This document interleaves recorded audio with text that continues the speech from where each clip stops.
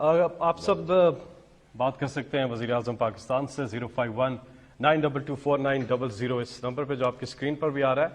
اس سے کوئی فرق نہیں پڑتا کہ آپ کا کسی بھی پولیٹیکل پارٹی سے تعلق ہے, آپ بھی کال کر سکتے ہیں, نون لیگ کے, پیپلز پارٹی کے, بلکہ مریم اگر چاہیں وہ بھی, بلاول چاہیں وہ بھی کال کر سکتے ہیں, لیکن انہیں این آر او نہیں ملے گا. لیکن ہم اگلے کالر سے بات کرتے ہیں. جی السلام علیکم. وزیر اعظم پاکستان نے پوری قوم کے سامنے میڈیا پر کیا یہ معاہدہ خالصتاً حضور صلی اللہ علیہ وسلم کی عزت و ناموس کے لیے ہے.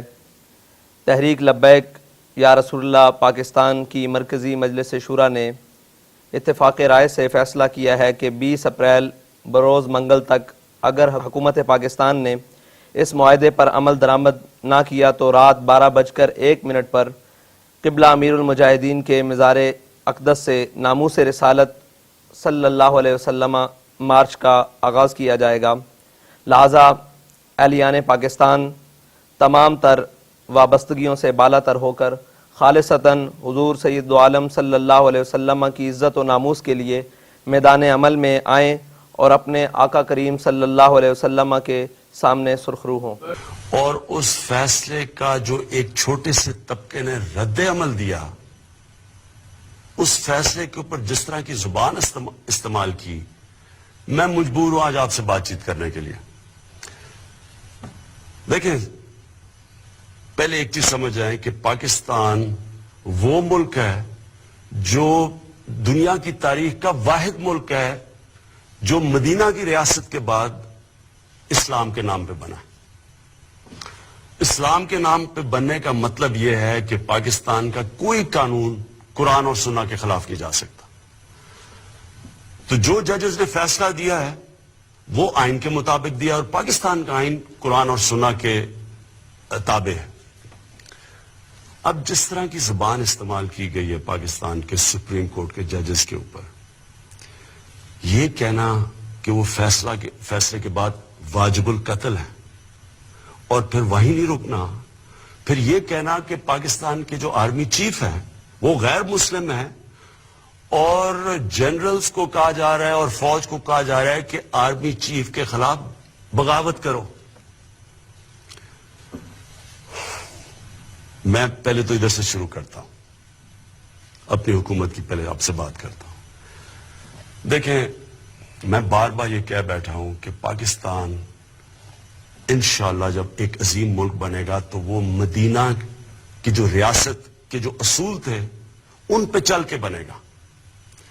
میرا یہ ایمان کا حصہ ہے کہ جب تک ہم جس مقصد کے لیے پاکستان بنا تھا, اسلامی فلاحی ریاست, اگر ہم وہ نہیں بنائیں گے پاکستان کو تو اس کا کوئی مستقبل نہیں ہے.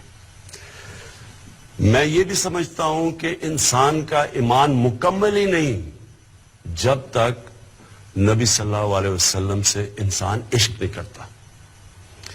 ہم نے عملی طور پہ اس حکومت نے وہ کام کیا جو آج تک کبھی کسی نے نہیں کیا, کسی پاکستان کی حکومت نے نہیں کیا. جب ہالینڈ کے اندر وہ جو ڈچ پارلیمنٹیرین تھا اس نے ہمارے نبی صلی اللہ علیہ وسلم کی شان میں گستاخی کی اور وہ خاکے نکالے, تو واحد مسلمان دنیا میں ہمارا ملک تھا جس نے ان سے کمپلین کیا, فارن منسٹر سے بات کی, ان کے ایمبیسڈر سے بات کی, اور یہ پہلی دفعہ ہوا ہے کہ انہوں نے اس ڈچ پارلیمنٹیرین سے خاکے وڈرا کروائے, وہ واپس ہٹے. یہ کبھی پہلے نہیں ہوا. پھر واحد پاکستان پہلی دفعہ ہم نے OIC جو مسلمان ممالک کا جو آرگنائزیشن ہے اس پہ جا کے ہم نے ایشو اٹھایا, اور یونائٹڈ نیشنز میں ہمارے فارن منسٹر نے پہلی دفعہ یونائٹڈ نیشن نے ایشو اٹھایا. اس کا نتیجہ کیا ہوا کہ European court of human rights اس نے پہلی دفعہ فیصلہ کیا کہ نبی صلی اللہ علیہ وسلم کی شان میں گستاخی کرنا آزادی رائے میں نہیں آتا. یہ پہلی دفعہ ہوا ہے. میں صرف آپ کو یہ بتا رہا ہوں کہ ہم یہ صرف باتیں نہیں کرتے, ہم نے عملی طور پہ کر کے دکھایا ہے کہ ہم واقعی اپنے نبی صلی اللہ علیہ وسلم کی شان میں کسی قسم کی گستاخی نہیں دیکھ سکتے. لہٰذا جو یہ زبان استعمال کی گئی ہے, میں یہ سوال پوچھنا چاہتا ہوں, کون سی حکومت چل سکتی ہے جدھر کوئی آدمی کھڑا ہو کے کہے کہ ججز کو بھی قتل کر دو اور کہے آرمی چیف کے خلاف بھی بغاوت کر دو, لوگوں کو بھی سڑکوں پہ نکالے, سڑکیں بھی بند کر دے, جس میں ایک حکومت کا کیا قصور ہے اس میں؟ تو کون سی حکومت چل سکتی ہے ایسے؟ کون سا ملک چل سکتا ہے؟ آگے ہم اتنے مشکل معاشی بحران سے نکل رہے ہیں. میں اور میری جو کیبنٹ ہے, میں آپ کو یہ بتاؤں کہ ہم نے ایک دن کی ابھی تک چھٹی نہیں لی. ہم مسلسل لگے ہوئے ہیں کوشش کرنے کہ اپنی قوم کو نکالیں, اپنا جو اس ملک میں پسا ہوا غریب آدمی ہے اس کے لیے حالات بہتر کریں. جو ہم دنیا سے, باقی دوست ممالک سے بات چیت کر رہے ہیں کہ یہاں سرمایہ کاری کرو آ کے, اس کا مقصد ہی یہ ہے کہ یہاں بے روزگاری کم ہو, یہاں غربت کم ہو. اب اگر اس طرح کی حرکتیں کرنی ہیں کہ آپ سپریم کورٹ کے فیصلے اگر آپ کو پسند نہیں آئے, یعنی یہ کہنے کی یہ کوشش کر رہے ہیں کہ اگر سپریم کورٹ ان کے کہنے کے مطابق, ان کی من پسندی کے مطابق فیصلہ نہیں کرتا تو اس کا مطلب یہ فیصلہ ہی نہیں مانتے, اس کا مطلب سڑکوں پہ آ جائیں گے, ملک کو روک دیں گے. یعنی کوئی ملک چل سکتا ہے ایسے؟ اور اس کا نقصان کس کو ہے؟ ہمارے پاکستانیوں کو, عوام کو نقصان ہے, غریب لوگوں کو نقصان ہے. سڑکیں بند کر رہے ہیں, لوگوں کی روزگار جا رہا ہے. جو بیچارہ دیہاڑی میں جس نے آ کے مزدوری کرنی تھی, جب ملک رک جائے گا وہ کدھر سے بچوں کا پیٹ پالے گا؟ تو میں آج اپنی عوام سب سے یہ کہنا چاہتا ہوں, کسی صورت آپ نے ان کو, آپ کو اکسانے نہیں دینا. یہ کوئی اسلام کی خدمت نہیں ہو رہی, یہ ملک سے دشمنی ہو رہی ہے. یہ ملک دشمن عناصر اس طرح کی باتیں کرتے ہیں کہ ججز کو قتل کر دو اور فوج میں بغاوت ہو جائے. یہ فوج نے ہمیں ایک بڑی مشکل جو جنگ تھی, دہشت گردی کی جنگ سے ہمیں نکالا ہے. ان لوگوں نے قربانیاں دی ہوئی ہیں.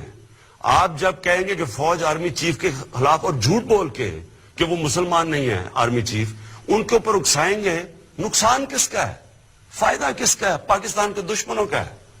تو میں آج آپ سب سے, اپنی عوام سے اپیل کر رہا ہوں, اپنے ملک کی خاطر جو یہ اپنی سیاست چمکانے کے لیے آپ کو اکسا رہے ہیں, آپ نے ان کی باتوں میں نہیں آنا. یہ کوئی اسلام کی خدمت نہیں کر رہا ہے, یہ صرف اپنی ووٹ بینک بڑھا رہے ہیں. میں ان عناصر کو اپیل کرتا ہوں کہ ریاست سے نہ ٹکرانا. میں آپ کو یہ اپیل کرتا ہوں کہ اس ملک کی خاطر جو کہ مشکل برات سے نکل رہا ہے, اور اللہ کا شکر ہے آگے اچھا وقت آ رہا ہے, آپ اپنی سیاست چمکانے کے لیے, اپنے ووٹ بینک کے لیے اس ملک کو نقصان نہ پہنچائیں. اگر آپ یہ کریں گے, میں آپ کو یہ واضح کر دوں کہ ریاست اپنی ذمہ داری پوری کرے گی.